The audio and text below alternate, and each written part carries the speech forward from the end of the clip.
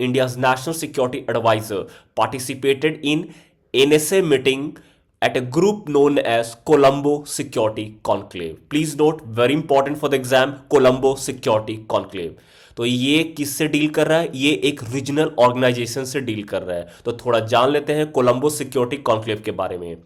ये एक trilateral maritime security group है। कौन कौन कंट्रीज हैं इसमें? India, Sri Lanka, Maldives and recently Mauritius has joined. Clear रहेगा? याद रखेंगे, these 4 countries are members of Colombo security conclave. Bangladesh and Seychelles are observer. तो याद रखेंगे, they are not members of this group. Clear रहेगा? आगे जान लेते हैं, ये जो कोलंबो सिक्योरिटी कॉन्क्लेव है, it is based on 5 pillars. क्या है वो पिलर्स?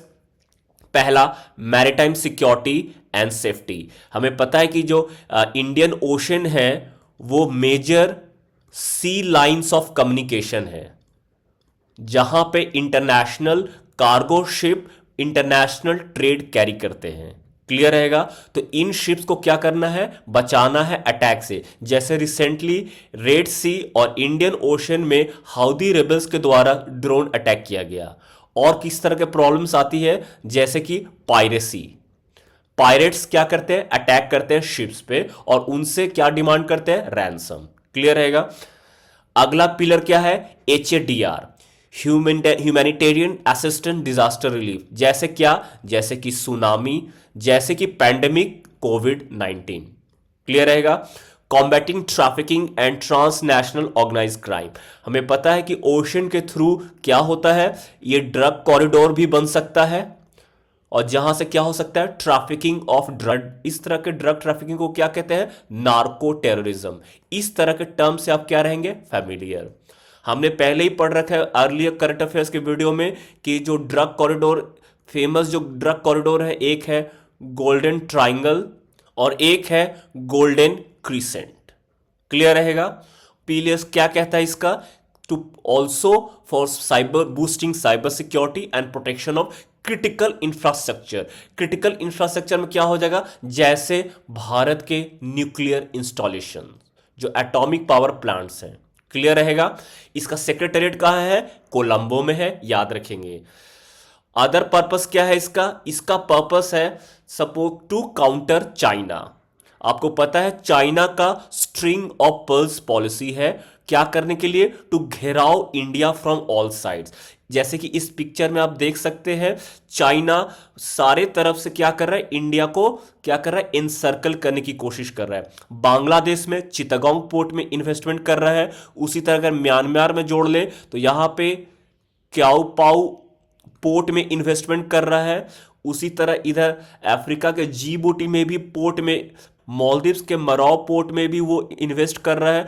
पाकिस्तान का ग्वादर पोर्ट में हमें पता ही है, और श्रीलंका के हम्बनटोटा में। तो इस तरह से चाइना के स्ट्रिंग ऑफ पर्ल्स पॉलिसी से इंडिया घिरता जा रहा है। तो ये कोलंबो सिक्योरिटी जो कॉन्क्लेव क्या है? वन स्टेप जिससे क्या कर सकते हैं? हम चाइना को काउंटर कर सकते हैं।